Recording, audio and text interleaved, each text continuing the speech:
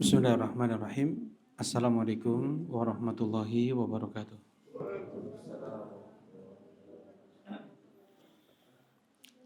Innal hamdalillah nahmaduhu wa nasta'inuhu wa nastaghfiruh wa na'udzu billahi min shururi anfusina wa min sayyiati a'malina. May yahdihillahu fala mudhillalah wa may yudlil fala hadiyalah. Asyhadu an la ilaha illallah wahdahu la syarikalah wa asyhadu anna Muhammadan abduhu wa rasuluh sallallahu alaihi wa ala alihi wa sahbihi wa sallama tasliman katsira amma ba'd. Qala Allah Ta'ala fil Qur'anil Karim, ya ayyuhalladzina amanu taqullaha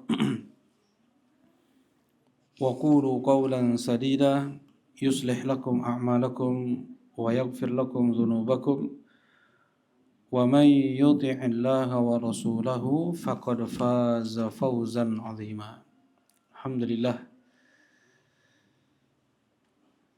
Alhamdulillah bifadlillahi wa rahmatihi wa ihsanih, kita bersyukur dengan kita memuji Allah Subhanahu wa taala yang kembali di pagi hari Kamis Allah Subhanahu wa taala mudahkan kita untuk duduk, berkumpul, bermajelis di rumahnya dalam majelis ibadah, dalam majelis ilmu.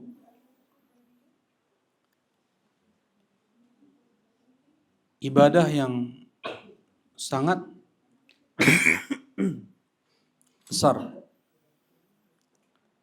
di sisi Allah Subhanahu wa taala, karena hanya dengan ilmu agama seseorang dia akan mengerti apa yang dihalalkan oleh Allah, apa yang diharamkan, apa yang menyebabkan seseorang masuk ke dalam surga, dan apa pula yang menyebabkan seseorang masuk ke dalam neraka.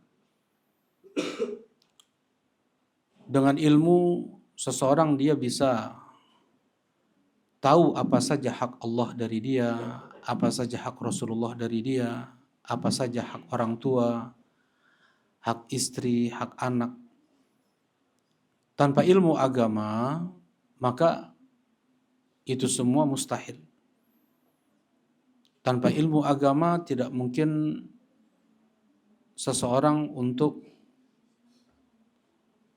dia bisa berbakti kepada orang tuanya. Bahkan sebagian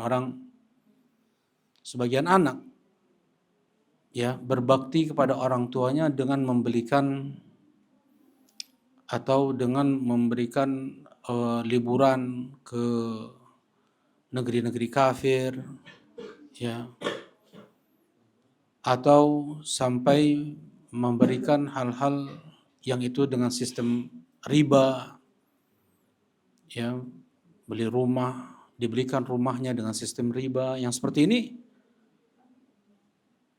cara berbakti yang salah kepada orang tuanya. Dan itu semua karena tidak adanya ilmu agama. Nah,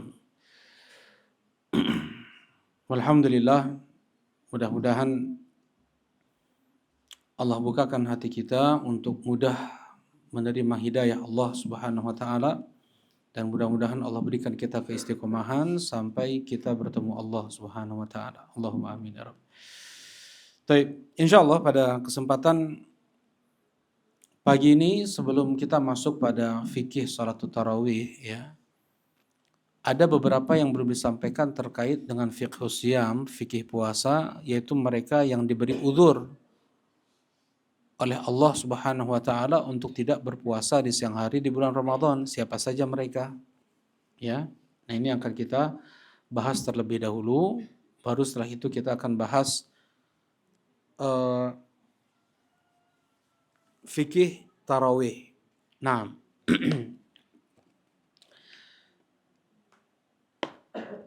Allah Subhanahu wa taala menjadikan puasa Ramadan di antara syiar Islam yang terbesar, bahkan satu negeri dikatakan negeri Islam apabila di negeri tersebut terlihat syiar Ramadan.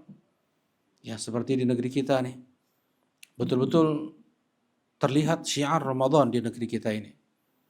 Ya, orang-orang berpuasa, bahkan ya tidak ada yang atau sedikit sekali yang jual makanan di siang hari di bulan Ramadan. Terasa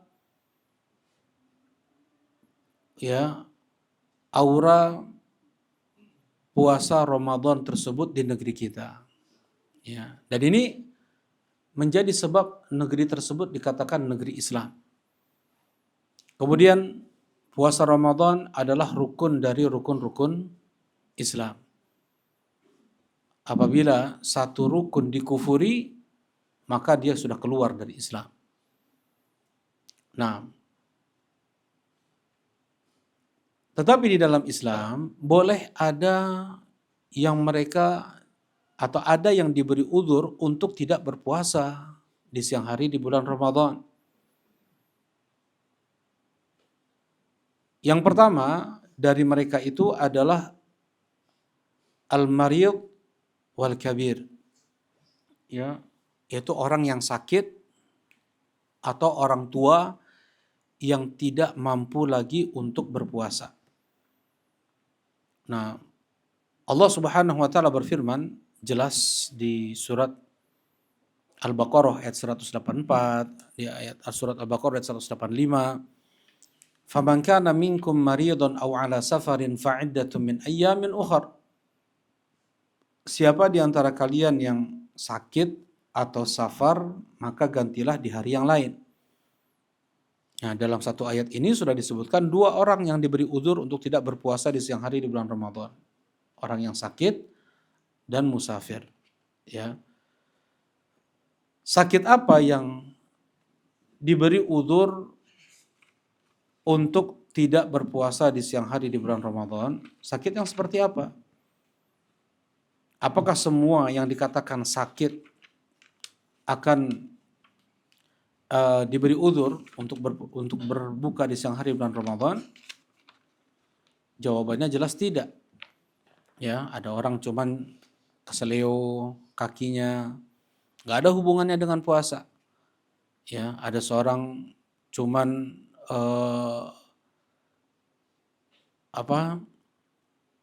kaligata lah mungkin ya, sakit cuman di kulitnya, alergi di kulitnya mungkin, nggak ada hubungannya dengan puasa.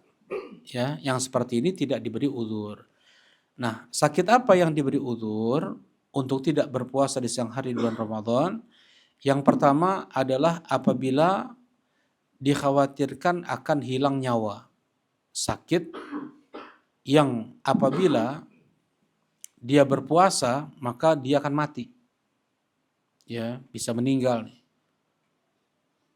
Maka boleh untuk dia berbuka di siang hari bulan Ramadan. Mungkin orang-orang yang dia bergantung pada obat, ya mungkin ada yang sakit jantung, ya dia beberapa jam sekali harus minum obat.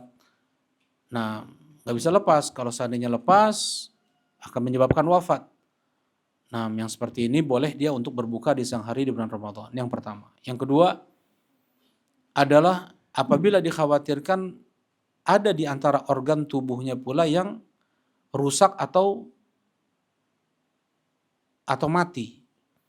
Ya, sebagian organ tubuhnya rusak atau mati. Nah, mungkin kalau dia berpuasa akan rusak dari organ entah livernya kah atau apalah ya. Ini yang kedua nih. Yang ketiga, apabila dia berpuasa maka akan bertambah parah sakitnya. Mungkin trombositnya akan drop karena dia kekurangan cairan kah atau dia kekurangan makanan, nutrisi, ya. Jadi akan bertambah parah sakitnya. Atau yang keempat, apabila dikhawatirkan akan memperlama sembuhnya. Biasanya kalau dia sakit, minum obat, sehari 2 hari sudah sembuh tuh. Karena dia maksain puasa, bisa jadi 4 sampai 5 hari, masuk aja kan. Nah, karena dia sakit sampai 4 dia sakit maksain puasa ya, jadi tambah lama sakitnya 4 sampai 5 hari. Nah, yang seperti ini ya 4 jenis sakit yang seperti ini yang diberi uzur untuk berbuka di siang hari di bulan Ramadan. Apa saja itu ibu-ibu? Yang pertama,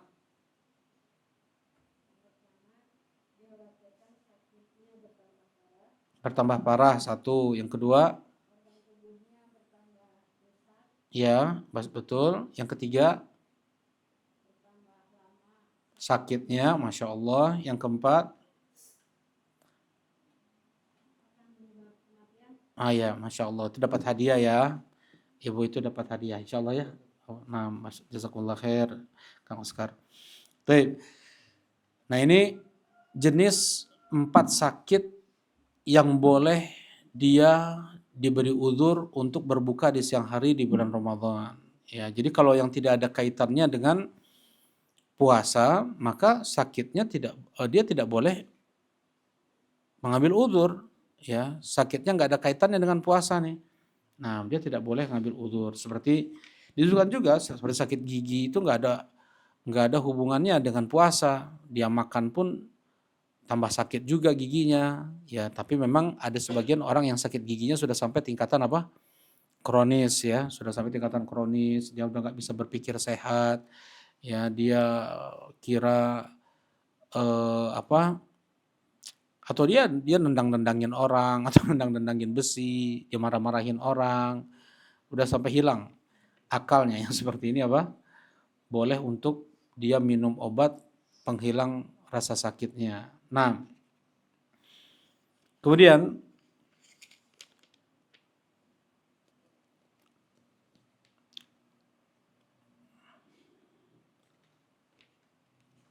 orang yang sakit itu terbagi menjadi dua. Ada orang sakit yang besar kemungkinan untuk sembuh, ada orang sakit yang kecil kemungkinan untuk sembuh. Ada dua nih. Nah, orang sakit yang kecil kemungkinan untuk sembuh, maka apabila yang pertama dulu, orang sakit yang besar kemungkinan untuk sembuh, maka dia harus menggantinya di hari yang lain setelah Allah berikan dia sehat. Ya, diqadha namanya. Diqadha di hari yang lain. Tetapi seorang yang dia sakit yang kecil kemungkinan untuk sembuh, berarti kan dia terus minum obat nih. Ya. Maka dia sama dengan orang tua yang tidak mampu lagi untuk berpuasa, maka membayar fidyah. Apa itu fidyah? Memberi makan satu orang miskin, ya. Memberi makan satu orang miskin, satu hari satu bungkus nasi, ya, dari yang biasa dia kasih makan keluarganya, lauknya, ya. Misalnya pertengahan yang biasa dia kasih makan keluarganya itu adalah mungkin pakai telur, nah pakai telur lah, kasih bungkus pakai telur kemudian dikasihkan ke orang miskin. Nah, ini setiap hari, jangan awal Ramadan sampai 30 hari ke depan, itu nggak boleh. Jadi nggak puasa dulu baru bayar. Hari ini bayar satu, ya, atau per 5 hari, atau per 10 hari, atau nanti di akhir Ramadan dia bayar semuanya, itu boleh. Jangan belum tidak puasa dia sudah bayar fidyah, ya. Nah, kemudian apabila seseorang yang dia besar kemungkinan untuk sembuh, tetapi dia belum dikasih sehat oleh Allah Subhanahu wa taala. Misalnya di 10 hari terakhir Ramadan dia nggak puasa. Berlanjut sakitnya. Ini karena sakit, Allah kasih udzur memang. Kemudian berlanjut sakitnya sampai tanggal 5 Syawal dia meninggal. Nah, berapa puasa yang harus digantinya? Berapa puasa yang harus diganti, Salman? 10 hari terakhir Ramadan nggak puasa karena sakit. Sakit yang mungkin untuk sembuh seperti sakit-sakit flu biasa, demam, dia demam. Cuman dia ngambil rukhsah untuk tidak berpuasa karena khawatir tambah parah atau khawatir tambah lama. Ternyata sampai ke 5 Syawal kemudian meninggal. Yang berapa puasa yang harus dia ganti? Salman? Gimana gantinya? Dia udah meninggal. Kemana kayak gua? Fidyah atau fidyah? Tuh. Ya. Rasulullah Shallallahu Alaihi Wasallam bersabda, "Man mata wa alaihi saum, soma anhu waliyuhu." Siapa yang mati dalam keadaan dia berhutang puasa, maka yang mengganti puasanya adalah walinya, yaitu ahli warisnya. Ahli warisnya, seorang meninggal, hutang puasanya masih 10 nih. Yang ganti anak-anaknya, yang ganti istrinya, soma anhu waliyu. Ya, yang wajib untuk mengganti puasa orang tuanya adalah anak-anaknya, suami ada istrinya yang ganti, seperti itu. Jelas insyaallah? Baik. Boleh mengganti misalnya 10 hari, anaknya ada 10 nih. Ya, kata satu dari anaknya ini, biar saya aja yang mengkodok puasa ayah saya semuanya 10 hari. Kata anak-anak yang lain, enggak, kami juga ingin juga berbakti kepada orang tua kami, kepada ayah kami. Ya udah dibagi rata aja, satu-satu aja. Satu hari 10 anaknya berpuasa atas niatan ayahnya yang meninggal, maka itu sah.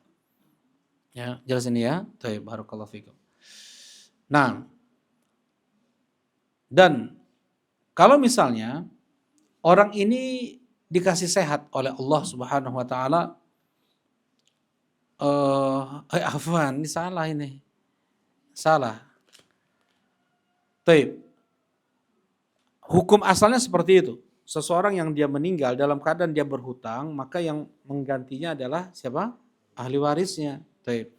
Karena orang ini belum dikasih sehat oleh Allah. Dia sampai Syawal masih sakit, meninggal. Apakah dia punya hutang puasa? Jawabannya apa? Tidak. Kenapa? Tidak, Abu Ahmad?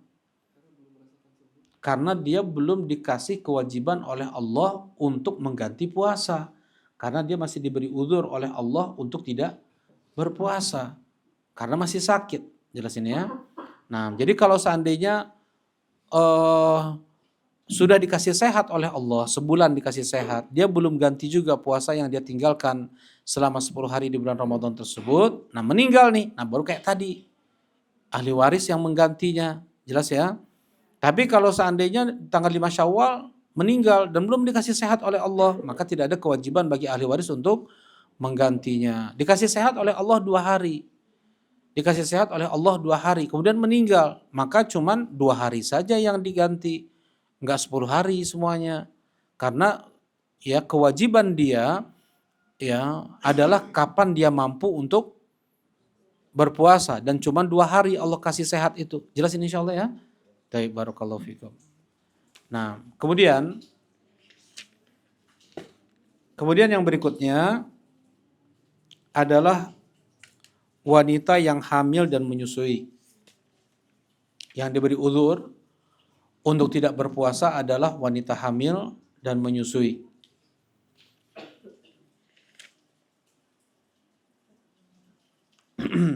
Wanita hamil dan menyusui itu miripnya ke orang sakit yang kecil kemungkinan untuk sembuh atau orang sakit yang besar kemungkinan untuk sembuh. Yang apa?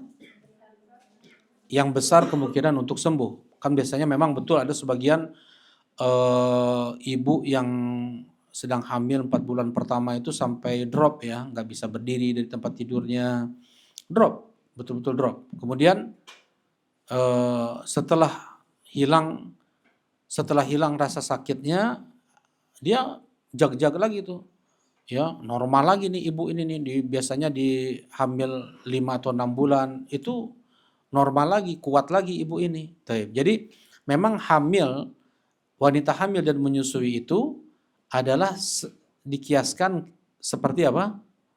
Orang sakit yang mungkin untuk sembuh, yang besar kemungkinan untuk sembuh. Baik, barakallahu fikum. Nah, kita sekarang masuk pembahasannya ya.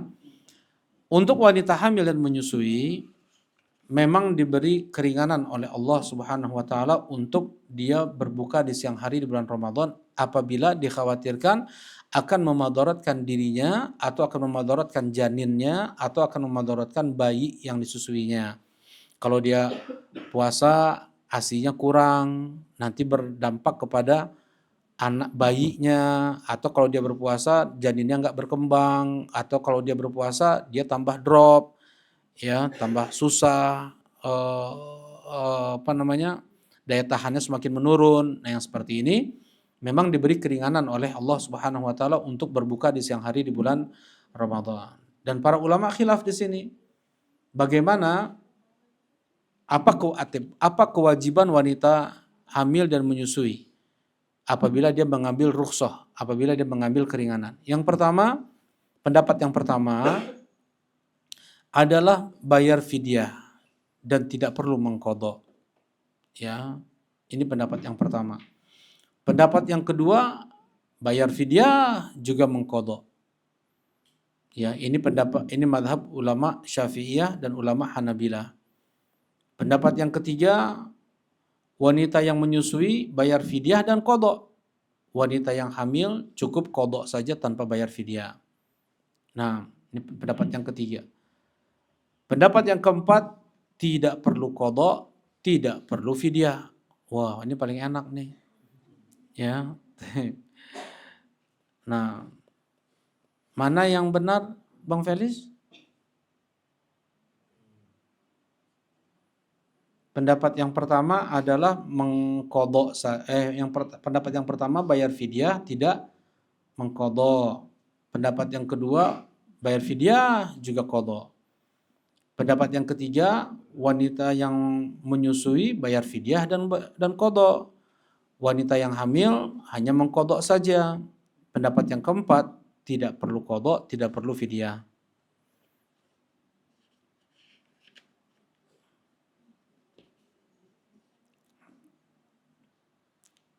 Yang mana kondisinya? Kondisinya gimana kondisinya? Jadi ini udah membahayakan tadi di awal.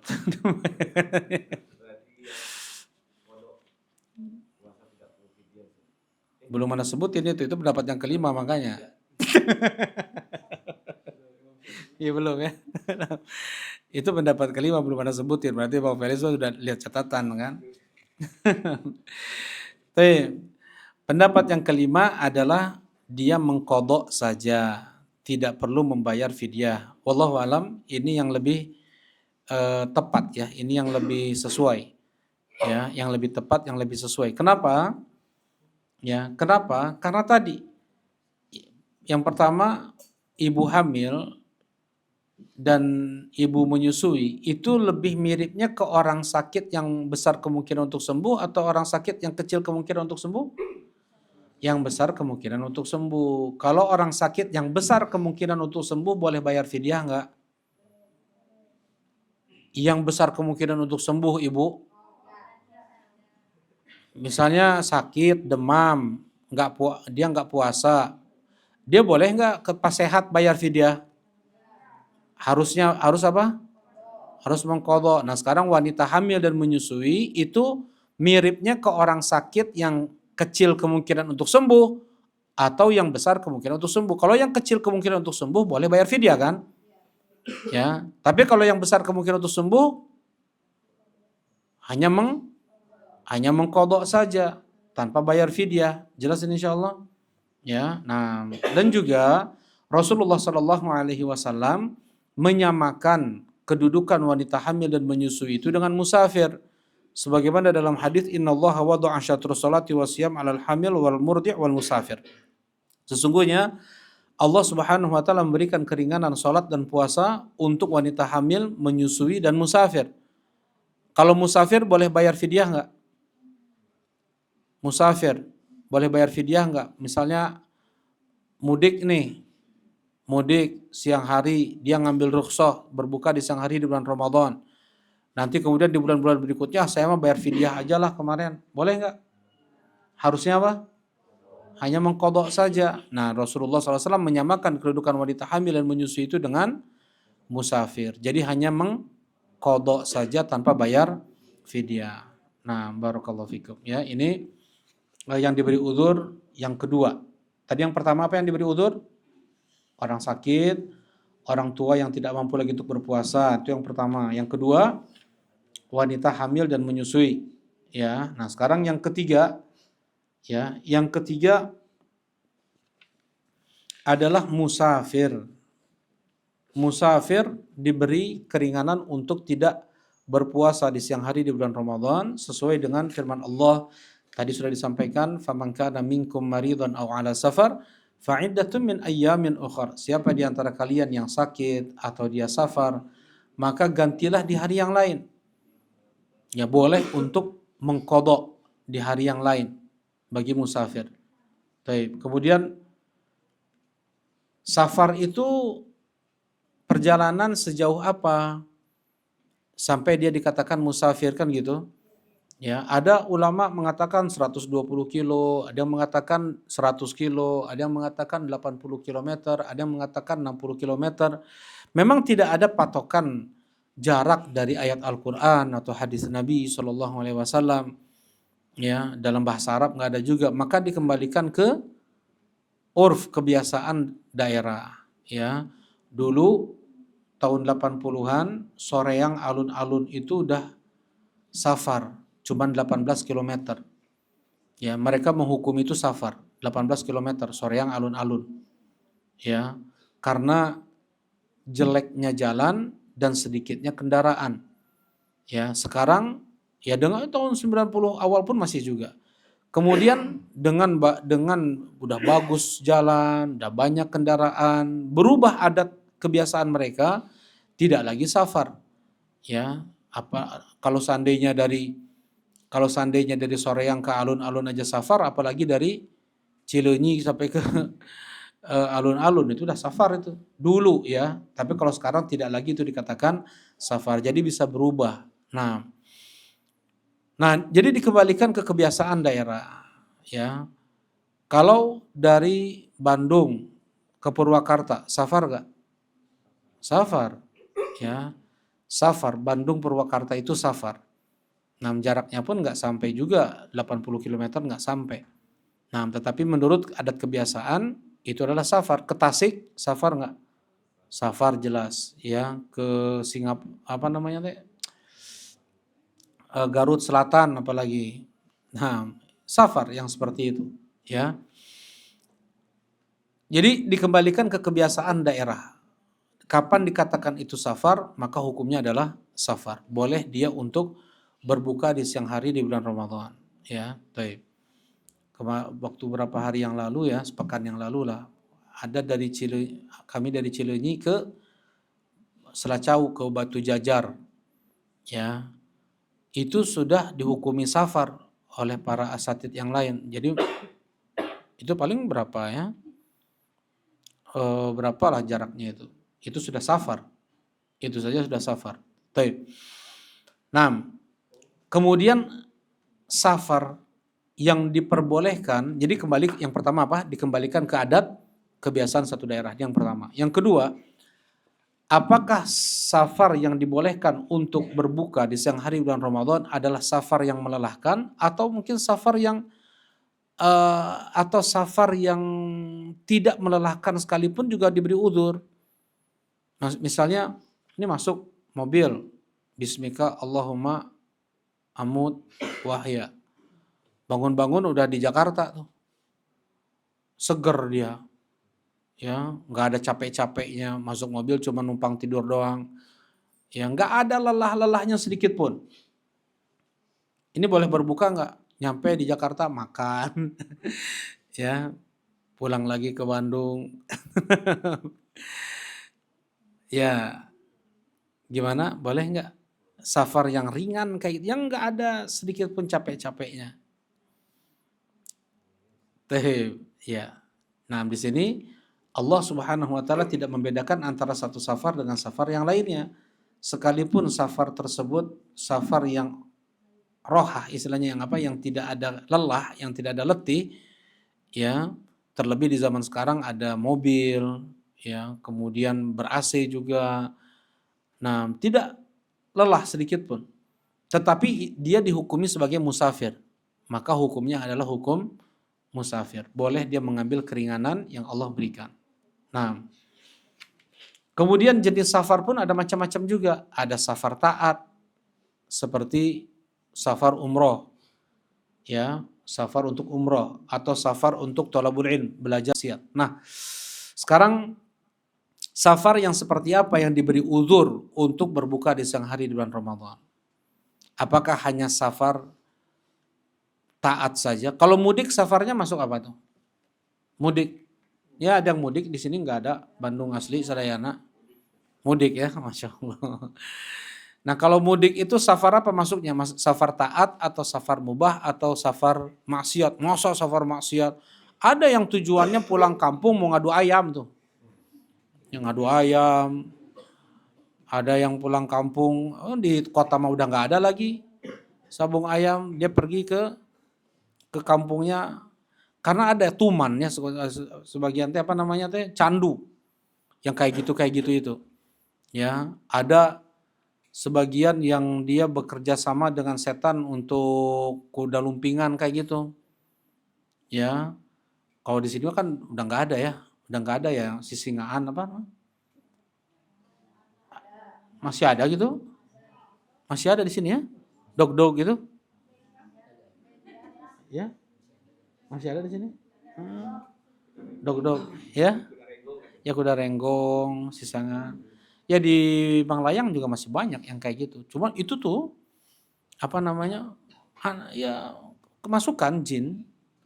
Ya, jadi anak kecil bisa wah lumah ngeri-ngeri itu. Ya, nah ini sudah bekerja sama dengan jin seperti itu, sudah bermaksiat dia kepada Allah Subhanahu wa taala. Nah, kalau mudik itu masuknya kemana tadi?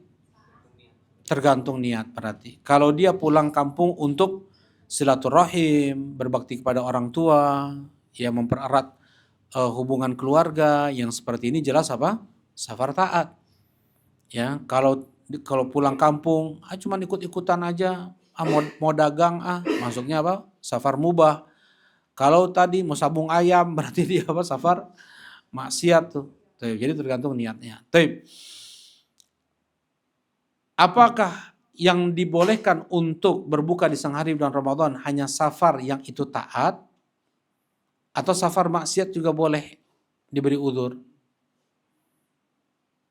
Ya, memang ada khilaf. Ya, ada khilaf.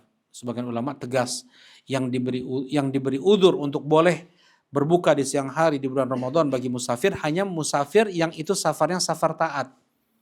Kalau safar maksiat nggak boleh. Atau yang safar mubah pun sebagian ulama mengatakan nggak boleh, hanya safar taat saja. Baru dikasih uzur. Tetapi wallahu alam, ana lebih cenderung pada pendapat ulama yang mengatakan semua jenis safar sekalipun safarnya safar maksiat. Kenapa? Karena Allah Subhanahu wa taala tidak membedakan antara satu safar dengan safar yang lainnya tadi. Mau dia safarnya tujuannya ini, tujuannya itu, ya, dia boleh untuk mengambil rukhsah keringanan berbuka di siang hari di bulan Ramadan. Nah,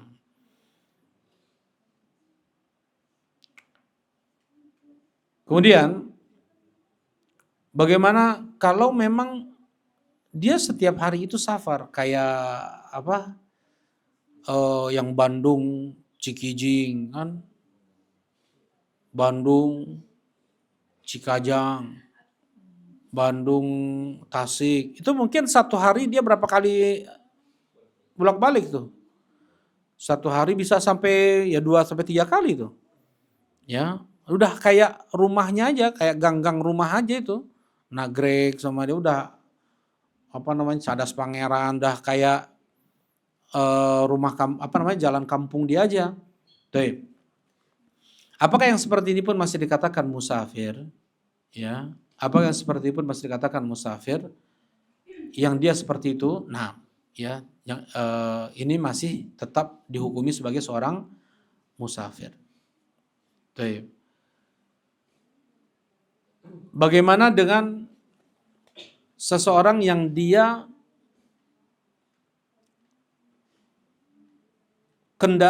rumahnya itu adalah kendaraannya? Disebutkan, dicontohkan oleh para ulama seperti ada orang yang tinggal di atas perahu. Dia sama anak istrinya di atas perahu. Dia terus bergerak nih, dia terus berjalan, dia terus pergi dari satu tempat ke tempat lain. Ya, kalau di sekarang ini di zaman kita ada mobil ya. Mobil itu adalah rumah. Di sana istrinya, di sana anaknya, dan itu pula lah rumahnya. Dia pindah dari satu tempat ke tempat lain. Taib. Apakah dia dikatakan musafir? Taib. Nah, yang seperti ini masuk seperti orang Baduy, nomaden. Ya. Jadi di perjalanan menuju tempat yang dia tuju dikatakan musafir. Tapi setelah sampai ke tempat di mana yang dia tuju, dia sudah tidak dikatakan lagi musafir karena di situ rumahnya, di situ ada keluarganya. Orang Baduy begitu juga tuh, orang Baduy dulu, bukan Baduy di Sunda ya. Mereka itu beberapa musim, ya mereka musiman. Musim ini mereka pergi ke tempat ini, musim ini mereka pergi ke tempat lain. Jadi nggak ada kampung mereka ini. Ya, tergantung gembala mereka cari makannya di mana nih. Ya. Nah, di saat perjalanan safar mereka menuju tempat yang mereka tuju, mereka dihukumi musafir. Setelah mereka sampai di tempat tersebut, mereka tidak lagi dikatakan apa? Musafir. Nah, barakallahu fikum. Ya. Sekarang kesimpulannya adalah musafir itu boleh untuk berbuka di siang hari di bulan Ramadan. Boleh nggak dia terang-terangan makannya? Ya, terang-terangan makannya. Pulang safar masih jam 1 siang. Kemudian dia makan di depan teras. Mangga Pak, ngopi heula gitu. Ngalangkung teh gitu. Ya. Nah, yang seperti ini akan membuat fitnah, akan membuat dia tertuduh. Ya enggak, terkadang orang berbuat maksiat itu karena dia sendiri. Dan dia mempunyai saham atas maksiat orang lain kepada dia. Ya, maksudnya kayak gini nih. Ya kayak tadi lah. Dia kan kalau seandainya terang-terangan, dia sebenarnya dapat udzur enggak? Dia sebenarnya dapat udzur kan? Untuk tidak berbuka di siang hari bulan Ramadan karena dia musafir, udah pulang ke rumahnya. Tapi dia sengaja menunjukkan itu di hadapan orang sehingga orang lain nanti bisa nyebarin fitnah. Oh, masa itu Bapak itu enggak puasa di siang hari di bulan Ramadan, ada sholat marajin ke masjid cenah. Tapi puasa mah itu bener. Oh, jadi heboh lah. Jadi gosip, jadi fitnah. Ya. Nah, orang berdosa karena sebab dia sendiri. Dan dia itu bukan dia artinya dia didolimi, dia pun menanggung dosa orang-orang yang berdosa kepada dia. Jelas ini ya. Dia karena sebab dia orang-orang berdosa, kan jelas ini. Nah, dia pun juga selain orang tersebut pun berdosa, harusnya dia tasabut, tabayun, ya dia minta klarifikasi benar enggak di siang hari dia berbuka seperti itu. Taib. Dibedakan oleh para ulama. Andaikan dia makan terang-terangan itu di tempat memang orang sudah tahu itu adalah tempat musafir. Seperti kan ada di rest area tertentu atau di rumah-rumah makan biasanya pinggir jalan besar-besar lintas. Ya di Cicalengka ya kalau nggak salah ya, kan ada rumah-rumah makan besar itu yang datang ke sana bis-bis besar, ya orang tahu tuh kan ada kursi di depan rumah makan itu, misalnya ada yang makan, ada yang minum di situ, orang akan menghukumi orang ini musafir nih, kan gitu ya, yang seperti ini sebenarnya tidak mengapa, ya cuman lebih baik lagi kalau dia tidak memperlihatkan dia itu berbuka di hadapan orang-orang, tapi kalaupun seandainya tidak akan ada fitnah, orang-orang sana pun tahu, oh ini bukan tempat maksiat, ya maksudnya oh, orang dengan seenaknya saja dia berbuka di siang hari bulan Ramadan, enggak, tapi untuk khusus yang apa? Musafir, enggak ada masalah di sini. Tapi kalau seandainya dia tinggal di komplek yang orang tahu dia apa namanya komplek itu bukan komplek orang musafir, kemudian dia berbuka di siang hari bulan Ramadan, yang seperti ini justru akan menimbulkan fitnah dan hukumnya haram untuk dia terang-terangan berbuka. Baik. Kemudian permasalahan yang berikutnya, boleh nggak orang yang safar itu berpuasa? Kalau tadi kan berbuka, jelas hukumnya boleh. Boleh nggak untuk berpuasa? Boleh untuk berpuasa. Rasulullah mengatakan, laisa minal bir asyamu fi safar. Bukan termasuk dari suatu kebaikan seseorang berpuasa ketika safar. Bahkan Rasulullah memvonis ulaikumul usoh. Mereka itu adalah pelaku maksiat. Mereka adalah pelaku maksiat. Jadi pendapat yang pertama, hukumnya tidak boleh, bahkan tidak sah orang yang berpuasa, seorang musafir yang dia berpuasa di siang hari di bulan Ramadan. Ya, ini dinukilkan dari beberapa ulama juga. Tetapi pendapat yang benar adalah boleh untuk seseorang berpuasa di siang hari di bulan Ramadan. Ya, dengan syarat tidak akan memadorotkan tubuhnya. Ya, tidak akan memadorotkan tubuhnya. Mana dalilnya? Banyak sekali. Hadis Anas bin Malik, hadis Jabir bin Abdullah, ya, safar nama Nabi sallallahu alaihi wasallam fi Ramadan. Kami safar bersama Nabi sallallahu alaihi wasallam di bulan Ramadan. Falam ya'ib as-shaim 'alal muftir wal muftir 'ala shaim. Ya, orang yang berpuasa tidak mencela orang yang tidak berpuasa. Orang yang tidak berpuasa tidak mencela orang yang berpuasa. Ya, berarti ada sahabat yang berpuasa, ada yang tidak, dan sama-sama saling menghargai. Ya, tidak saling merendahkan. Nah, ini terjadi di zaman Nabi Shallallahu Alaihi Wasallam dan banyak sekali hadisnya. Kemudian bagaimana kita menjawab hadis yang mengatakan bukan termasuk dari suatu kebaikan seseorang berpuasa ketika safar, yaitu ketika Rasulullah SAW safar bersama para sahabat, Rasulullah melihat ada orang yang pingsan. Ya, ketika singgah di satu tempat, ada yang pingsan. Rasulullah bertanya, kan dikerumunin nih, kenapa orang ini? Shaim ya Rasulullah, dia berpuasa ya Rasulullah, sampai merepotkan yang lain, bukan menandu, di dzulila itu dikasih teduh, kemudian yang lainnya yang ngipasin, ya sahabat. Nah, jadi Rasulullah kemudian mengatakan laisa minal bir asyamu fis safar, bukan termasuk dari suatu kebaikan seseorang berpuasa ketika safar, karena sampai memadaratkan dia, sampai pingsan. Ya, dalam Islam tidak boleh itu. Ya, kalau dia berpuasa sampai akan memadaratkan dirinya, itu nggak boleh. Ya.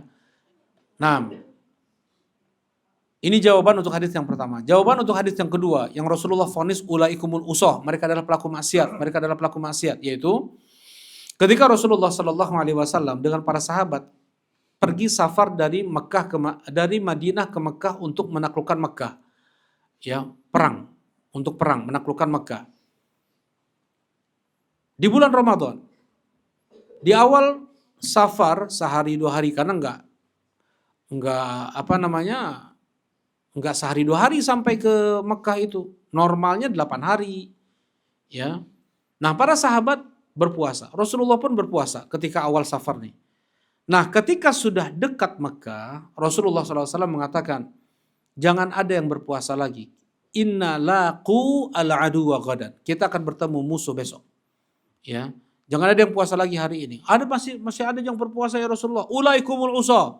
Mereka adalah pelaku maksiat, kata Rasulullah SAW. Kan beda ya fisik orang yang puasa dengan yang tidak berpuasa. Dan karena bisa jadi sebab dia mementingkan pribadinya, dia ingin mendapatkan pahala untuk dirinya. Memang ada keutamaan berpuasa di saat fisabilillah itu ada. Tetapi di saat ini dia bisa mengancam kemaslahatan banyak kaum muslimin. Karena untuk mengambil keuntungan pribadinya, dia ingin puasa dapat pahala sendiri, sedangkan karena sebab dia bisa apa? Kalah nih kaum muslimin. Nah, seperti itu. Wallahu a'lam. Ya. Jadi hukumnya boleh untuk berpuasa bagi yang apa? Bagi yang tidak memadaratkan dirinya. Kalau akan memadaratkan tidak boleh. Sekarang mana yang lebih afdal? berpuasa atau berbuka ketika safar? Abu Ammar? Berbuka, Masya. Kenapa? Rukhsah, luar biasa. Nah, Bang Felis? Iya, tergantung kondisi, sehat ya. Puasa. Ada khilaf memang ya. Nanti kita kita lihat mana yang benar nih. Pendapat yang pertama, musafir itu boleh memilih dan tidak ada afdaliyah. Tidak ada yang lebih utama, yang tidak yang lebih afdal. Dia mau puasa mangga, tidak puasa pun mangga. Ini pendapat Imam Malik, Imam Syafi'i dan yang lainnya. Hadis Hamzah ibn Amr al-Aslami, sahabat Nabi SAW, berkata kepada Nabi, ya Rasulullah, ini rajulun asrudus saum, ya Rasulullah, aku ini puasa setiap hari. Boleh enggak bagaimana ketika aku safar? Kata Rasulullah, syi'ta fasum wa syi'ta fa'aftir. Kalau engkau mau silakan kau puasa, kalau seandainya tidak pun silakan kau berbuka. Jadi Rasulullah tidak mengutamakan berbuka aja, puasa aja. Enggak. Jadi Rasulullah menyerahkan kepada orang tersebut, silakan untuk puasa, silakan untuk tidak. Jadi enggak ada yang lebih afdol. Pendapat yang kedua, yang lebih afdol adalah berpuasa. Ya, pendapat yang kedua, yang lebih afdal adalah berpuasa. Ini juga di antara madhab Syafi'i juga, ya, di antara madhab Maliki juga. Nah, dalilnya mana? Rasulullah SAW juga berpuasa beliau ketika safar. Kemudian dalilnya juga agar cepat terangkat kewajiban kita, ya. Kewajiban kita kalau kita sudah kita tunaikan, nggak ada lagi tuntutan dari Allah Subhanahu Wa Taala, kan begitu? Ya. Kemudian yang ketiga, agar kita musyawarah, agar kita ini segera untuk menjalankan perintah Allah Subhanahu wa taala. Baik. Ini pendapat mereka, dalil-dalil pendapat yang kedua ya. Pendapat yang ketiga adalah yang afdol adalah berbuka. Ini pendapat Syekhul Islam dan yang lainnya karena mengambil keringanan yang Allah berikan. Baik. Wallahu alam, ana lebih cenderung pada pendapat yang keempat, yaitu mana yang lebih mudah bagi dia. Ya, mana yang lebih mudah bagi dia. Kalau seandainya lebih mudah bagi dia adalah berpuasa, ya. Dan kalau dia tidak berpuasa, maka wajib untuk mengqadha, kan? Itu mengqadha itu susah bagi dia ini. Karena godaan-godaan puasa di luar Ramadan berat. Nya somaina di mana-mana, nya batagorna, ya. Jadi dia susah untuk puasa sunnah, apalagi ya puasa qadha pun khawatir dia susah untuk menggantinya. Jadi apa? Dan dia pun ketika berpuasa nggak ada berat-beratnya sama sekali, nggak akan memadaratkan dirinya, nggak. Ya pada saat ini yang lebih afdal adalah dia berpuasa. Nah kemudian kalau seandainya dia mudah kok, saya mah buka, nanti saya qadha di waktu lain pun insya Allah gampang lah, ya biasa puasa sunnah juga, ya. Nah kalau seperti ini keadaannya gimana nih? Kalau seperti ini keadaannya gimana? Kalau sama dia berpuasa, oke, gak ada masalah. Kalau dia berbuka pun dia bisa mengqadha dengan mudah juga di hari yang lain. Mana yang lebih afdal? Yang lebih afdal adalah seperti dikatakan oleh Abu Ammar Kang Oscar tadi, yaitu apa? Berbuka lebih afdal. Kenapa? Karena mengambil keringanan yang Allah berikan. Rasulullah SAW bersabda, Innallaha yuhib ayyu'ta rukhasuhu. Sesungguhnya Allah senang apabila diambil keringanan yang Allah Subhanahu wa taala berikan kepada hambanya. Jelas ini insyaallah? Ya, terutama ketika ini bawa rombongan nih, ya sedang safar, mau mudik kah, atau mau umroh kah, atau mau pergi kemana. Nah di rombongan tersebut ada orang, entah keluarga atau teman, yang melihat aib untuk berbuka ketika safar. Masa safar kayak gini, berbuka, nah kayak gitu tuh. Ada ucapan-ucapan kayak gitu, merasa apa? Aib, atau merasa, ya jadi dia merendahkan orang yang berbuka di siang hari di bulan Ramadan dengan safar, ya yang bagi dia itu tidak melelahkan. Kalau dia memang ketua rombongannya, dia ini orang yang dipandang, maka yang terbaik pada saat itu dia adalah berbuka di siang hari di bulan Ramadan untuk mengajarkan jamaah, untuk mengajarkan temannya atau keluarganya, bahwasanya tidak ada sedikit pun aib atau apa ya, kalau bahasa Arabnya aib nggak cocok di bahasa Indonesianya. Tidak ada sedikit pun apa? Ya, tidak tercela sedikit pun ya, tidak tercela atau bukan tanda lemah iman ketika dia berbuka di siang hari bulan Ramadan. Selama dia masih diberikan rukhsah atau keringanan oleh Allah Subhanahu wa taala. Jelas ini ya? Karena sebagian orang ada yang mencela, masa safar kayak gini aja. Nah, itu nggak boleh. Jadi di zaman Nabi SAW ketika safar, ada yang puasa, ada yang enggak. Satu sama lain enggak ada yang saling mencela. Ya, mau yang puasa memang enggak silakan, yang enggak puasa silakan. Jadi jangan saling, wah kamu mah kayak gini kayak gini. Nah, itu enggak boleh tuh. Ya kan ini mah rukhsah, jadi enggak boleh. Saling mencela itu enggak boleh. Baik.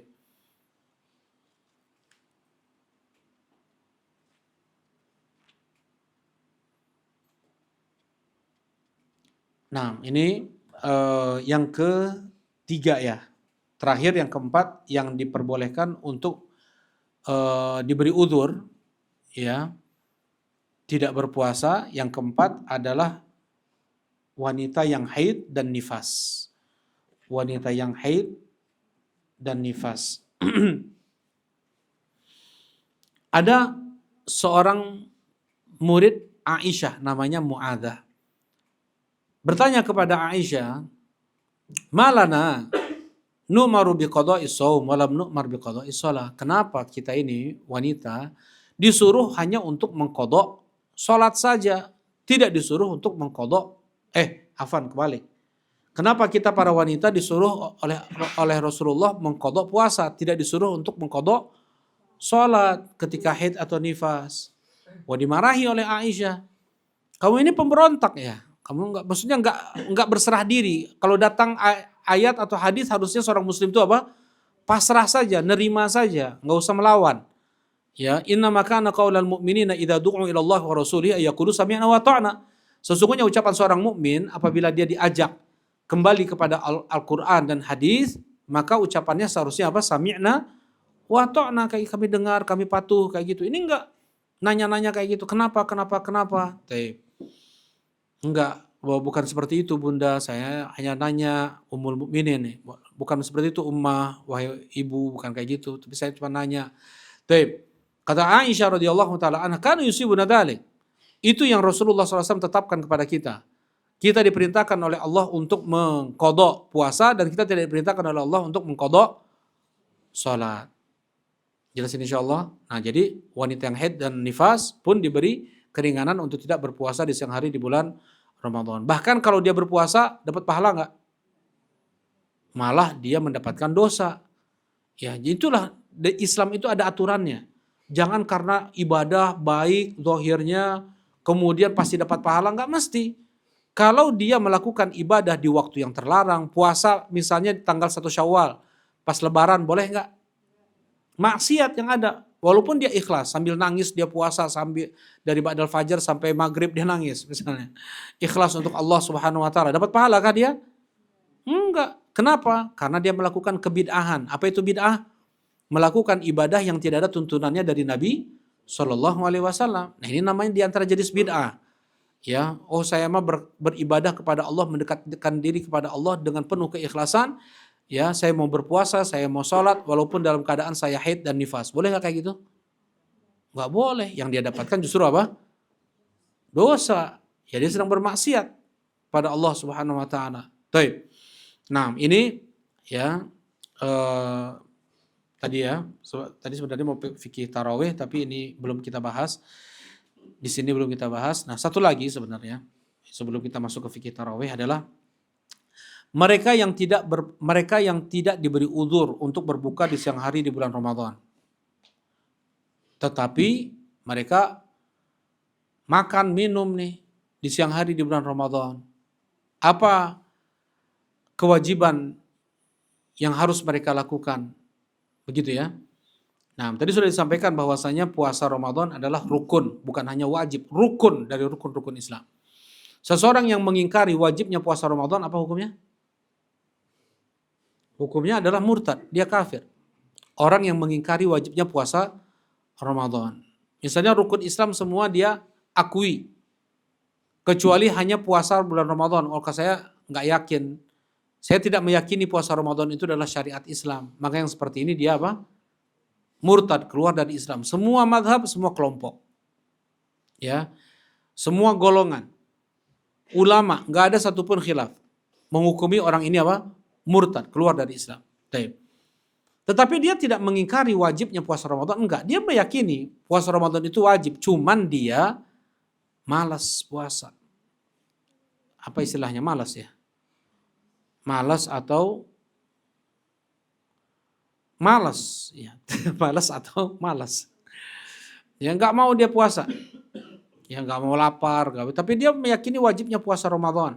Nah, apa yang harus dia lakukan setelah dia mungkin bertobat setelah itu? Ya, apa yang harus dia lakukan? Apakah dia harus mengqadha puasa yang dia tinggalkan dengan sengaja? Jelas itu. Ya ada sebagian orang mungkin ada 2 kali Ramadan, dia 2 tahunan nggak puasa, nggak sholat. Ada yang 10 tahun nggak puasa, nggak sholat. Ya, apa yang harus dia tebus tuh? Apa yang harus dia lakukan setelah dia tobat? Jelas ini? Ada 2 pendapat. Pendapat yang pertama adalah pendapat seluruh imam mazhab. Abu Hanifahnya, Malik bin Anasnya, Syafi'inya, Ahmad bin Hanbalnya adalah dia harus mengqadha puasa yang dia tinggalkan. Dia harus mengqadha puasa yang dia tinggalkan. Karena nggak cukup tobat mah tobat, tapi hutang mah kudu dibayar. Ya, tobat, hutang dibayar tuh. Itu kata imam 4 madhab ini. Ya, itu kata imam 4 madhab ini. Baik.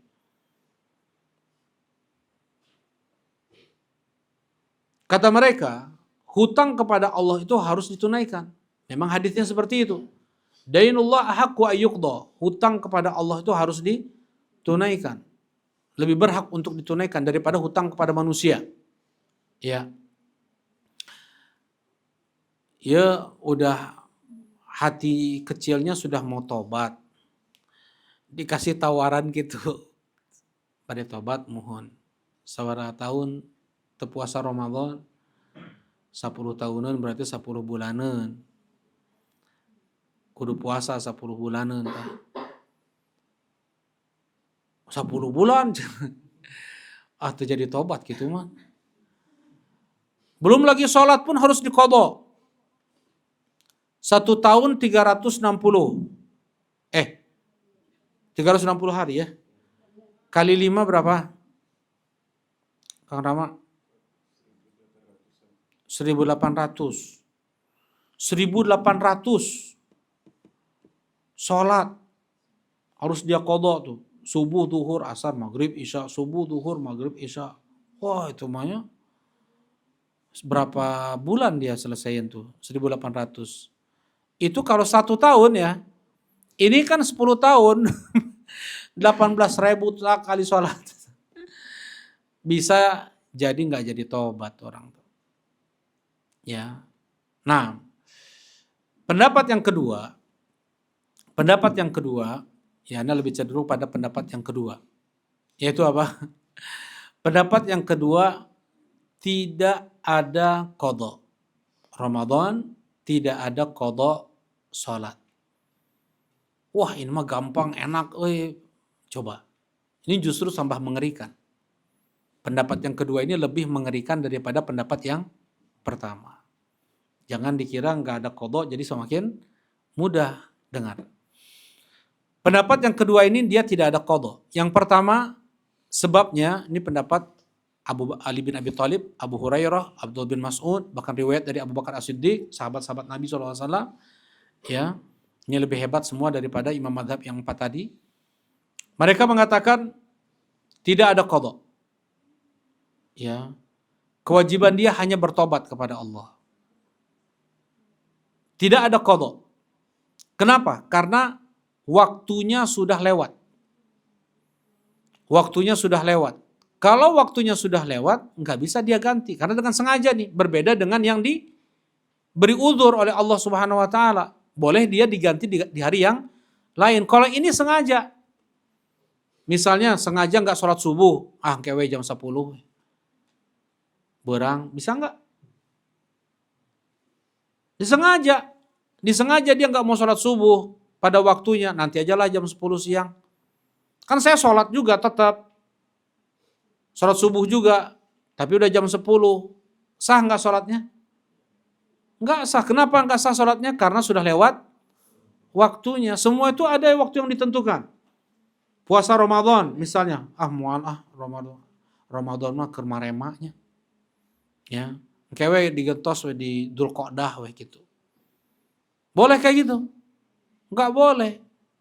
Jelasin insyaallah. Ini yang pertama nih. Jadi waktunya sudah luput, waktunya sudah lewat. Maka dia tidak bisa lagi menggantinya. Yang pertama. Yang kedua, tidak ada satupun dalil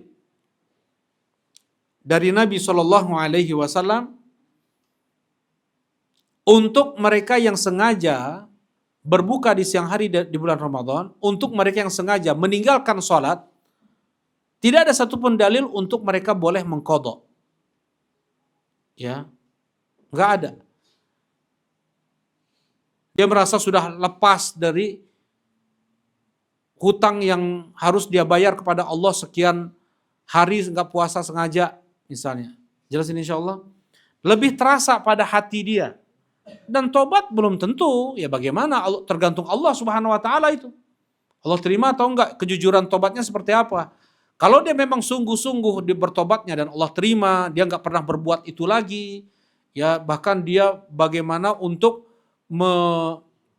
memudahkan orang berpuasa, memudahkan orang untuk sholat berjamaah 5 waktu, itu bentuk kejujuran tobat dia. Ya.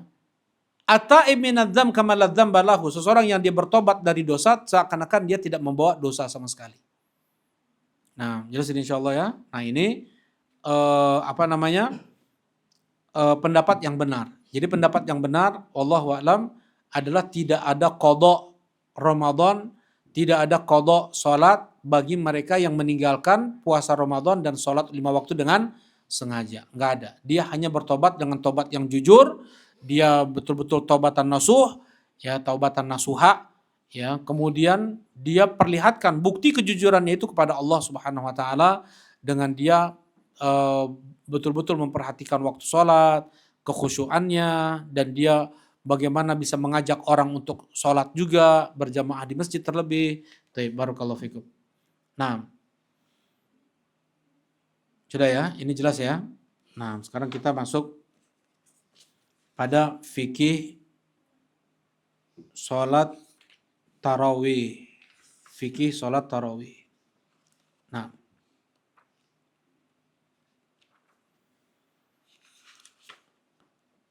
di antara amal ibadah di bulan Ramadan yang itu menjadi syiar Islam adalah sholatul tarawih, adalah qiyamul Ramadan. Yang kata Rasulullah SAW, man qama Ramadana imanan wa ihtisaban ghufira lahu ma taqaddama min dzambi. Siapa yang dia qiyam Ramadan, menjaga sholat tarawih di bulan Ramadan dengan iman dan ihtisab, maka akan Allah gugurkan dosa-dosanya yang telah lalu. Baik. Ya. Nah, sholatul tarawih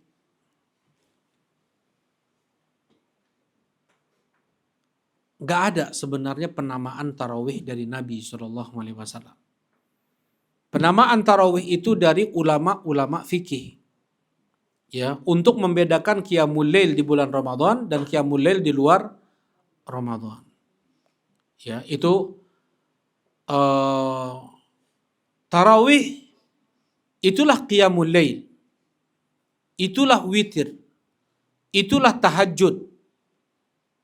Nama sholat, nama untuk satu sholat. Jadi sinonim nih. Nama yang berbeda-beda untuk satu sholat. Ya, tarawih itulah qiyamul lail, itulah witir. Kalau seandainya dikerjakan setelah tidur dulu namanya tahajud. Ya, pun tahajud namanya qiyamul lail. Di bulan Ramadan dinamakan tarawih. Begitu jelas insyaallah. Ya, jadi nggak beda atau nggak beda. Ya betul, nggak beda antara qiyamul lail dengan apa? Tarawih itu nggak beda, sama, sholat yang sama. Taib. Nah tadi penamaan tarawih dari siapa? Dari ulama fikih ya, bukan dari Nabi Muhammad SAW. Taib, ini yang pertama. Kemudian yang kedua, penamaan tarawih itu dari ulama-ulama dulu. Ini menunjukkan apa? Menunjukkan dahsyatnya sholat mereka itu. Sampai dinamakan tarawih. Apa arti tarawih? Tarawih itu diambil dari kalimat tirwah. Tirwah artinya apa namanya? Istirahat, rehat. Jadi mereka nggak kayak, ini bukan sholat tarawih kalau menurut mereka dulu yang kita lakukan di masjid-masjid sekarang ini bukan sholat tarawih. Ya, kenapa? Karena yang namanya sholat tarawih itu setelah 2 rakaat, duduk dulu, selonjoran, ngopi heula. Sebentar memang kayak gitu, duduk dulu sebentar, minum-minum dulu, makan makanan ringan dulu. Ya, kadang jalan-jalan dulu, loncat-loncat, bikin apa? Kalau orang Mekah dulu tawaf dulu. Sebelum melanjutkan kedua rakaat berikutnya, itu tawaf dulu. Ya, jadi nggak langsung. Ya, mereka rehat dulu, tubuh mereka dibikin apa ya? Bikin nyaman dulu. Jadi nggak kalau terus jatuh gerakan kan nanti bisa tunduh gitunya. Nah, ini nggak. Jadi minum kopi dulu, selonjoran dulu atau istirahat tidur sebentar. Nah, kayak gitu. Kurang lebih 10 menit lah. Baru mereka sholat lagi. Karena apa? Mereka sholatnya itu panjang. 1 rakaat bisa setengah juz atau 1 juz. 1 rakaat bisa setengah juz atau 1 juz. Jadi lama berdirinya. Ya, bisa jadi lebih dari setengah jam. Ya, 45 menit 2 rakaat itu. Jadi perlu istirahat nggak? 45 menit berdiri nih. Perlu istirahat kan? Ya, perlu sambil duduk-duduk dulu, selonjoran dulu. Ini urat udah tegang-tegang ini. Ya, baik. Nah, karena itu perlu ada tirwah. Ada tadi apa tirwah teh? Rehat. Nah, karena diselingi dengan tirwah, jamaknya tarawih. Jamaknya apa? Rehat-rehat. Jadi sholat rehat. Qiyamul lail yang diselingi dengan rehat, yang diselingi dengan istirahat. Jelas insyaallah ya. Nah, jadi itulah penamaan kenapa tarawih oleh para ulama fikih dinamakan seperti itu. Taib. Memang ada perbedaan antara sholat tarawih di bulan Ramadan dengan qiyamul lail di selain bulan Ramadan. Qiyamul lail di bulan Ramadan yang dinamakan tarawih itu boleh atau disyariatkan untuk berjamaah terus di masjid. Sedangkan qiyamul lail di selain bulan Ramadan itu tidak boleh. Tidak boleh selalu berjamaah, sesekali boleh ngajak istri, anak, teman, qiyamul lail bareng, boleh. Ya, tapi kalau terus-terusan ini malah termasuk perkara bid'ah juga nih. Ya. Setiap malam misalnya mau tarawehan mau qiyamul lail di masjid, naon eta tarawehan cenah. Bulan Syawal, Dzulqa'dah, Dzulhijjah. Kan jadinya syariat baru jelas nih ya. Ya, sedangkan di bulan Ramadan boleh. Kenapa? Karena Rasulullah Shallallahu alaihi wasallam melakukannya 3 sampai 4 kali di Masjid Nabawi di bulan Ramadan. Pas sahabat udah pada ngumpul banyak, Rasulullah nggak keluar, nggak sholat taraweh bersama para sahabat. Subuhnya Rasulullah mengatakan, aku tadi malam tahu apa yang kalian lakukan. Menunggu Rasulullah sholat. Bahkan di antara mereka ada yang batuk-batuk sengaja, atau biar Rasulullah bangun, biar Rasulullah mengimami sholat, kayak gitu. Sengaja Rasulullah nggak keluar. Karena kata Rasulullah SAW, ya aku khawatir, khosyitu ayyufradu alaikum, aku khawatir diwajibkan atas kalian sholat tarawih tersebut dan kalian nggak mampu nantinya.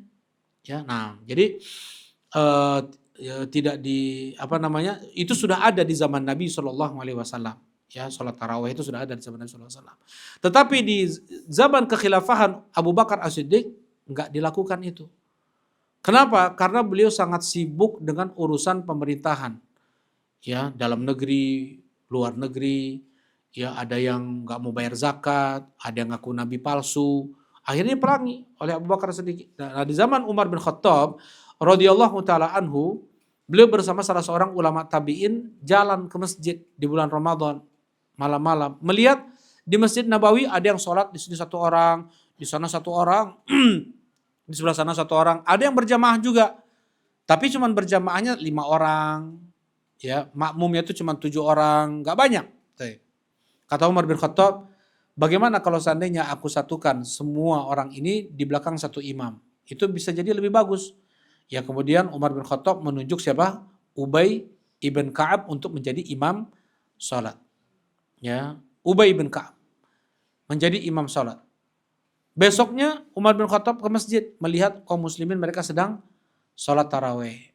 Ya, kata Umar bin Khattab, yang tidur sekarang ini lebih baik daripada yang sholat sekarang.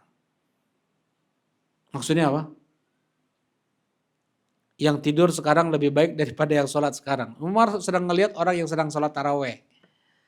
Kemudian kata Umar, yang tidur sekarang ini lebih baik daripada yang sholat taraweh. Kenapa kayak gua? Gimana Karama? Sholatnya nggak khusyuk. Ubay bin Ka'ab. Enggak khusyuk, bagus, Sayyidul Quran. Jadi Ubay bin Ka'ab itu Sayyidul Quran itu apa? Sahabat yang paling hebat Qurannya. Enggak khusyuk. Apa? Bukan. Gimana Pak Felis? Ada jawaban? Apa? Karena berjamaah, bukan. Apa Bian? Nyerah. Nah, Salman.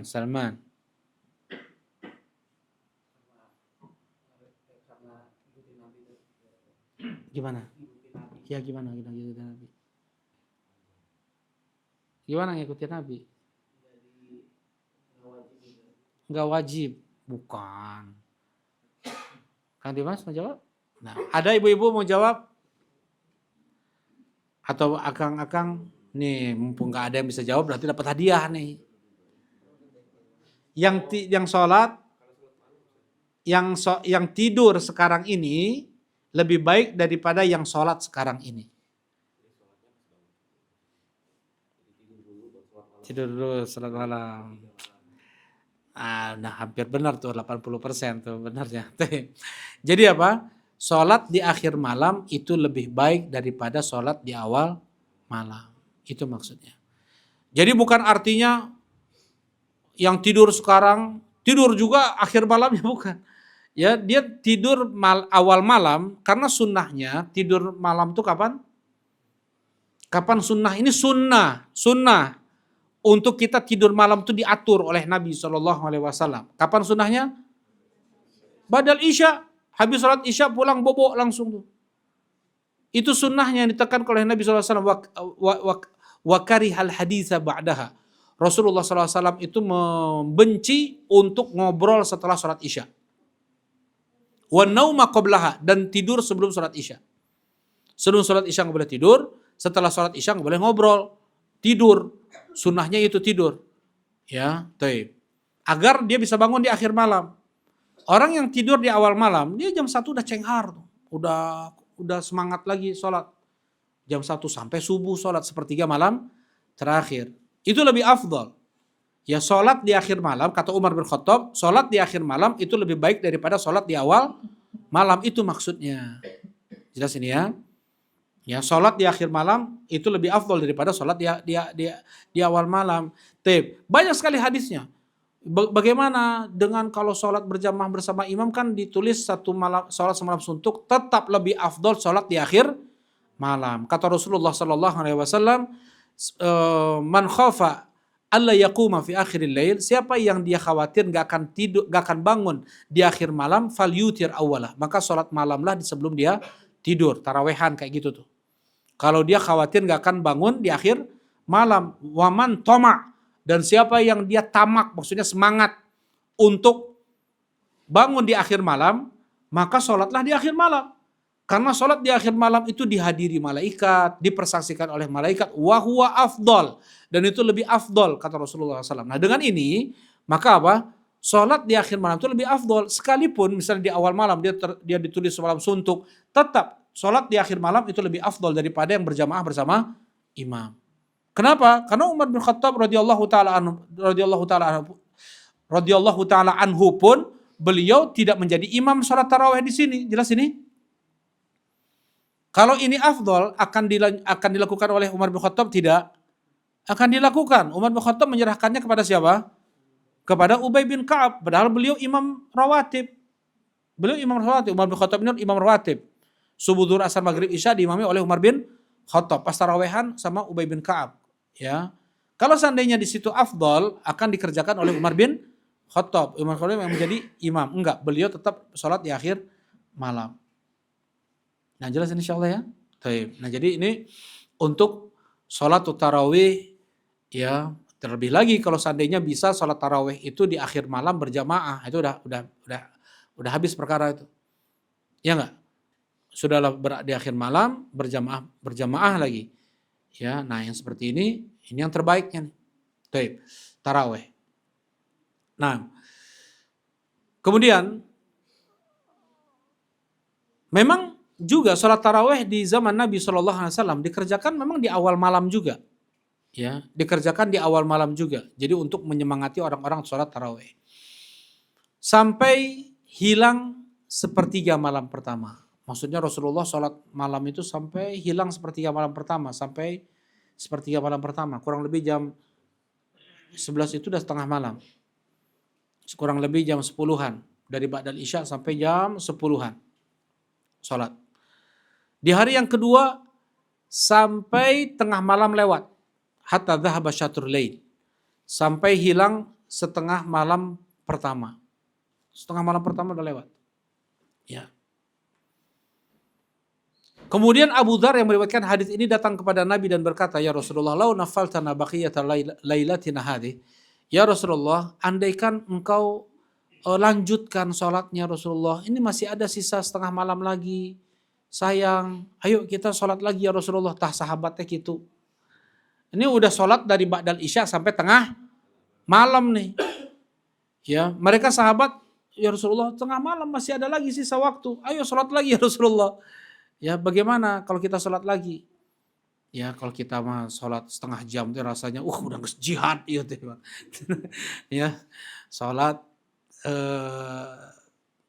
taraweh setengah jam itu seakan-akan sudah yang terbaik dia lakukan gitu ya. Nah mereka para sahabat seperti itu. Taib.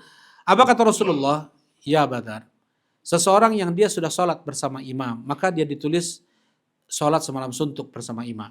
Ya. Kemudian di keesokan harinya Rasulullah nggak keluar.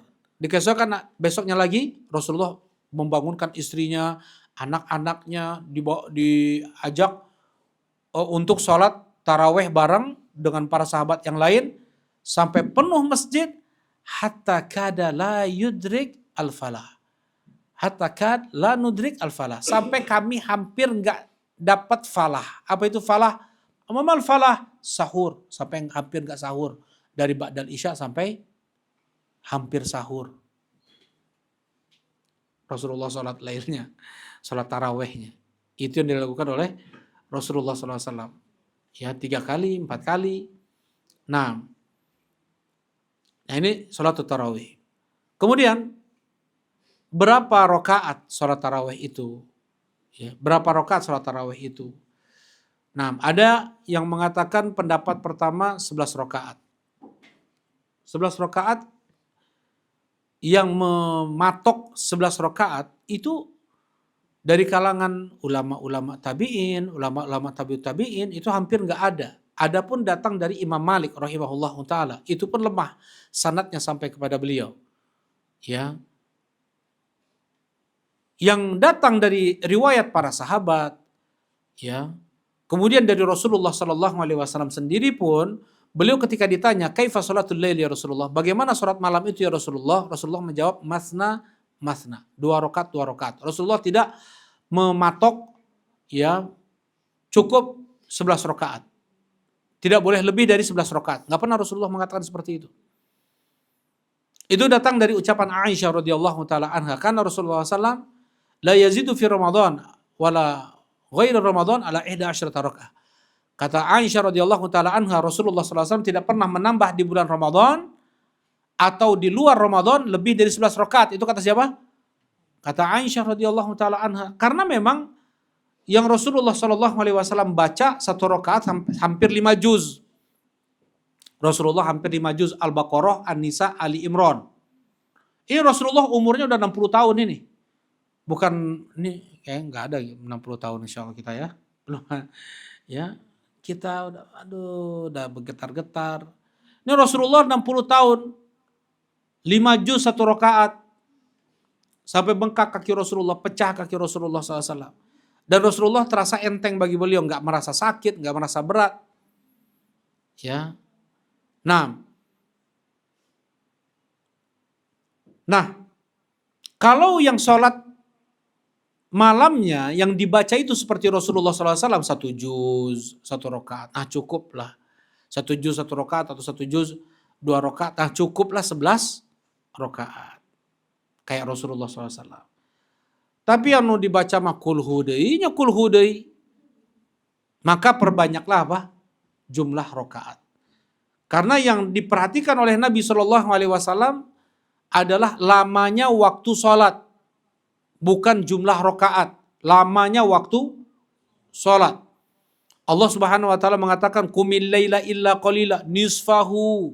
Kata Allah Subhanahu wa taala, habiskan tengah malam itu dengan sholat malam.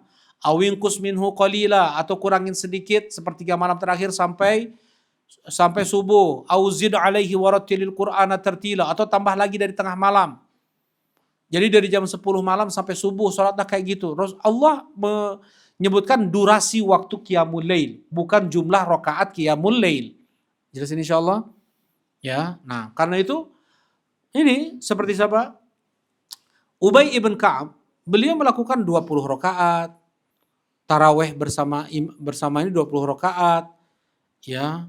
Kemudian beliau enggak witir juga terkadang. Dengan para jamaah enggak witir. Nanti witirnya di rumah, qiyamul lail lagi di rumah, kan nggak boleh ada 2 witir dalam 1 malam. Udah witir misalnya di masjid, taraweh di masjid, dia mau qiyamul lail lagi nggak boleh. Ya, kalau itu terus-terusan dikerjakan, kalau sesekali boleh. Ya, la witrani fil lailah, kata Rasulullah tidak boleh ada 2 witir dalam 1 malam, nggak boleh ada 2 witir dalam 1 malam. Jadi gimana? Ubay bin Ka'ab beliau meninggalkan jamaah, biar sesama jamaah saja yang menyelesaikannya. Tapi kalau Ubay bin Ka'ab beliau menambah lagi qiyamul lail nanti akhir malam, dan beliau witirnya nanti di akhir malam sendirian. Jelas ini insyaallah? Ya, baik. Nah, ini jadi kalau misalnya dilakukan sesekali, boleh saja setelah dia taraweh, ya mungkin sesekali dia mau nambah qiyamul lail tidak diwitir, nggak ada masalah, nggak apa-apa. Kalau sesekali, kalau terus-terusan nggak boleh. Kenapa nggak boleh? Rasulullah SAW mengatakan, ij'alu akhira salatikum bil laili witra. Jadikanlah akhir salat malam kalian itu apa? Ganjil, witir. Berarti kalau dia salat tahajud lagi, qiyamul lail lagi setelah taraweh, diakhiri dengan witir atau dengan genap? Dengan genap. Ini menyelisih hadis Nabi yang seharusnya apa? Mengakhiri salat malam itu dengan ganjil. Jelas insyaallah ya. Tapi kalau untuk sesekali nggak ada masalah. Rasulullah pun pernah beliau melakukan 2 rakaat setelah witir. Ya sesekali juga itu Rasulullah lakukan. 2 rakaat setelah witir. Baik. Bahkan datang dari riwayat sebagian ulama 60 rakaat. Ya, ada yang 300 rakaat, ada yang 41 rakaat, 63 rakaat. Yang dilihat adalah durasi waktu menghabiskan malam dengan sholat, ya bukan jumlah rakaatnya. Wallahu alam. Ya, nah jelas insyaallah. Ya, untuk qiyamul lail seperti itu. Ya, kalau misalnya dia cuma bisa 7 rakaat silakan. Ya, Tapi harus ganjil 11 rakaat. Dan tarawih itu nggak mesti harus di masjid. Tarawih nggak mesti harus di masjid. Ya boleh di tempat lain, boleh di rumah dia, boleh bareng-bareng sama temannya di rumah, di kos-kosannya, tarawehan nggak mesti di masjid gitu, boleh. Ya, baik. Dan dikerjakan pun nggak mesti harus berjamaah. Boleh berjamaah, boleh juga apa? Sendiri-sendiri. Ya. Nah, ini jadi ini diantara untuk menjawab pertanyaan apakah boleh setelah taraweh kita untuk qiyamul lail? Jawabannya adalah apa tadi? Berarti boleh untuk sesekali, tapi tidak boleh diwitir lagi karena Rasulullah mengatakan tidak boleh ada 2 witir dalam satu malam. Ya cuman genap di akhir. Kemudian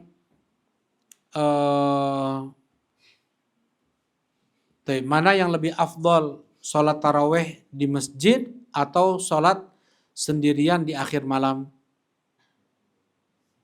Mana yang lebih afdol? Kalau Anda sih jawabnya mana yang lebih khusyuk. Jawabannya mana yang lebih khusyuk. Kalau lebih khusyuk di masjidlah sholat lebih baik. Karena tujuan sholat inti dari sholat itu adalah khusyuk. Percuma di rumah kalau nggak khusyuk, percuma juga di masjid kalau tidak khusyuk. Jadi kurang pahala sholatnya. Malah dia nggak dapat 1 aja pahala nggak ada. Bisa dapat 1/4, bisa dapat 1/3, 1/9, 1/10 kata Rasulullah SAW. Ya, nah kemudian kalau seandainya dia bisa lebih khusyuknya sama nih antara di masjid sama di akhir malam sendirian, maka lebih afdol di akhir malam. Dia nggak dapat pahala semalam suntuk, tetapi dia dapat pahala yang lebih afdol daripada itu. Jelas ini ya? Apa itu? Dia dipersaksikan oleh malaikat, malaikat ikut hadir sholat dengan dia, ya. Dan Rasulullah mengatakan itu lebih afdol, seperti itu. Atau perkataan Umar juga. Silakan. Mungkin ada yang mau ditanyakan? Ya silakan. Waalaikumsalam. Mantap, barakallahu fikum.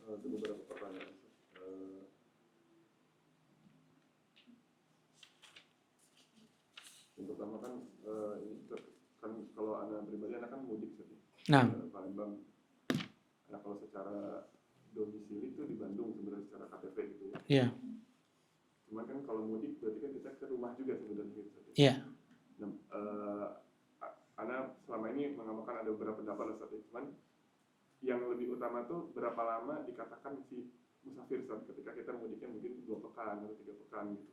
Waktu musafirnya apakah selama 3 pekan itu kita masih boleh mengkosor sholat, kemudian berbuka di siang hari, gitu.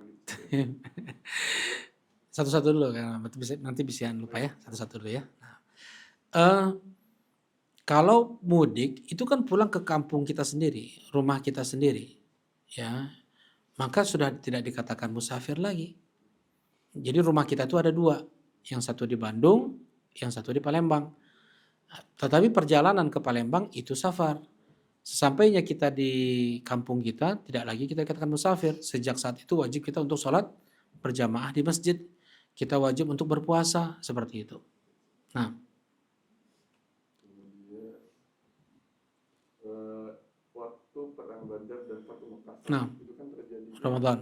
Nah, apakah para sahabat itu berpuasa? Karena tadi ada hadis tentang yang berpuasa itu maksiat. Gitu. Iya, betul. Tadi perjalanan ke sana mereka berpuasa. Di saat sehari sebelum bertemu musuh, mereka dilarang untuk berpuasa. Nah, berpuasa tadi kan Anda sampaikan ada. Oh, terlambat ya Kang Rahmat tadi ya. Tadi ada sampai. Oh, udah sampai ya. Pas perangnya Anda belum tahu. Nah, enggak boleh. Kalau bahkan sehari sebelum berperang masih ada yang puasa, Rasulullah menghukumi itu maksiat. Gitu. Nah,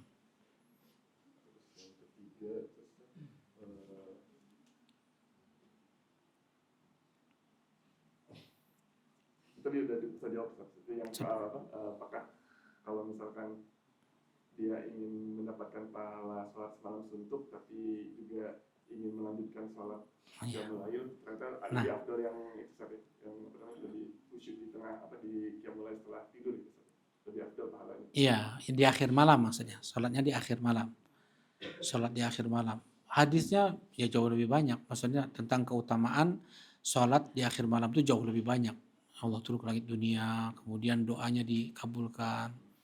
Ya tidak seperti di awal malam, itu jauh lebih banyak. Keutamaan sholat di akhir malam itu jauh lebih banyak.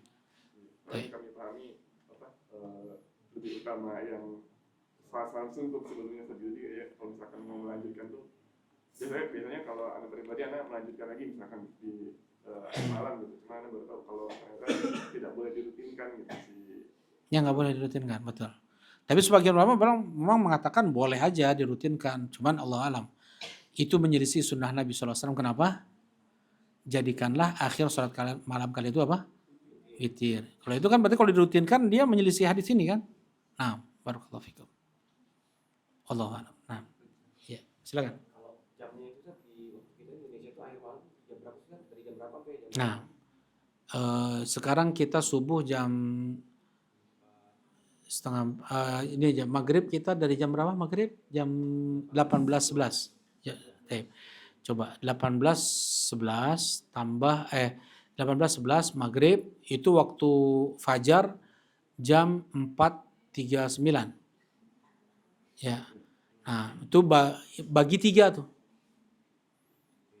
Ya, bagi 3. Kalau nggak salah jam setengah satuan. Itu akhir malam, sepertiga malam terakhir. Itu jam setengah 1. Sepertiga malam pertama itu sampai jam setengah 10. Sepertiga malam pertengahan dari jam setengah 10 sampai jam setengah 1. Kurang lebih ya. Kurang lebih. Wallahu a'lam. Ya, itu waktu yang paling afdol, terbaik. Nah. Untuk jazakallahu khair. Ya, lanjut. Witir yang lebih afdol apakah 21 atau 3? Yang lebih afdol dilakukan sesekali ini, sesekali itu. Jangan 3 terus, jangan 21 terus, terkadang 5, 7. Kalau Rasulullah 7 langsung, 9 langsung, tapi itu jarang ya. Rasulullah 9 rakaat langsung, nggak ada duduk. Satu salam ya. Iya, itu jelas hadisnya muttafaqun alaih itu. 5 rakaat, 1 salam. Itu hadisnya muttafaqun alaih, itu jelas. Ada juga 7, 9, tapi itu di luar Bukhari Muslim. Cuma Rasulullah kerjakan, tapi itu jarang.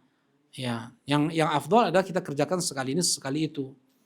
Ya, jangan 3 terus, jangan 21 terus kayak gitu. Memang lebih sering 3 dan 21 itu daripada 5, daripada 7. Cuman yang 5 ini pun sangat kuat hadisnya gitu. Nah, betul subhanallah.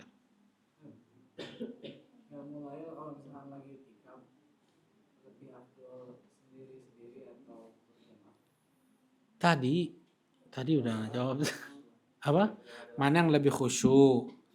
Mana yang lebih khusyuk? Terus yang kedua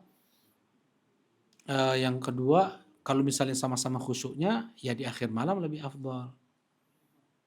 Jadi terawih di awal nggak perlu saja, diakhirkan terawih. Kalau sama-sama ya kalau bisa mah digabung, tadi dia tarawih ikut, nanti di akhir pun dia apa?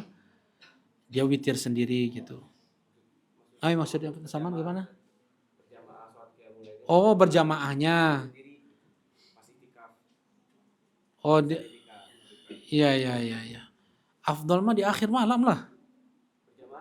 Berjamaah atau sendiri? Berjamaah.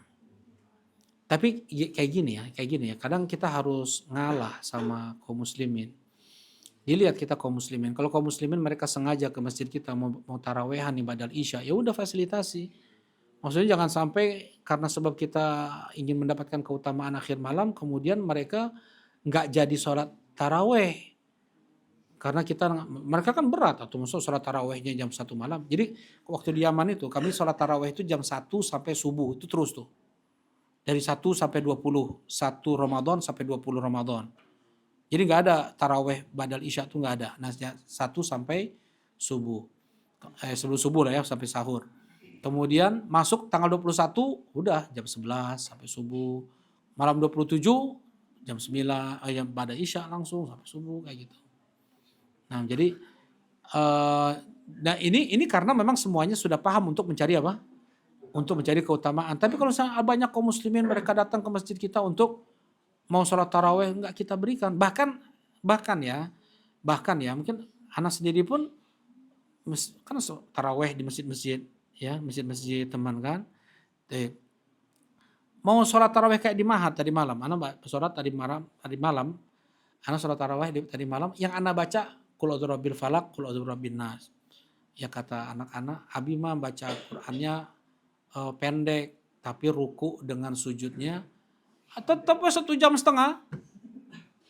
Beres-beres jam 9:30 lebih. Maksudnya, memang sunnahnya yang namanya sholat tahajud itu ruku sama dengan berdiri, i'tidal sama dengan ruku, sujud sama dengan berdiri, i'tidal. Duduk di antara dua sujud sama dengan sujudnya. Kalau Anda panjangkan lagi ini An-Naba, tambah panjang lagi rukunya. Kan gitu, makanya pakai yang pendek-pendek tuh. Ya. Maksudnya ini sunnah ini. Jadi hanya beberapa saat juga yang mengamalkan sunnah ini juga sekarang. Jadi jangan sampai mereka lupa ini sunnah. Ya, seperti itu. Pendek-pendek tadi malam cuma idza zulzilatil ardu zilzalaha, 2 rakaat sama Al-Qari'ah. Yang rakaat kedua Ad-Duha sama Alam Nashrah. Yang rakaat yang ketiganya Al-Fil sama Quraisy. Yang terakhir baru Al-Falaq dengan An-Nas. Itu aja 1 jam lebih. Ya. Nah, pas memperpanjang ruku dan sujud dari perbanyak bacaan ruku dan sujudnya yang disyariatkan atau doa-doanya.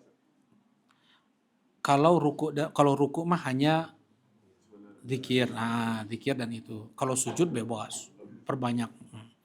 Nah, maksudnya kita korbankan juga keinginan kita untuk seperti itu kalau di masjid-masjid umum enggak. Oh, nah cepat aja biasa seperti yang lain. Malah Ustaz mun di dieu mah di cirian imam nate cenah. Mun lila tah mun aya nu datang cenah. Sampai kayak gitu di beberapa masjid kayak gitu. Maksudnya kita jangan sampai mengendorkan semangat kaum muslimin. Ketika mereka udah semangat mau aja sholat tarawih di masjid, kita harus semangati mereka. Gak apa-apa, kita pendek-pendek aja sholatnya. Biar mereka tetap semangat gitu. Itu aja hari keempat aja udah 4 sof hilang. Itu hari keempat 4 sof hilang. Gimana sekarang?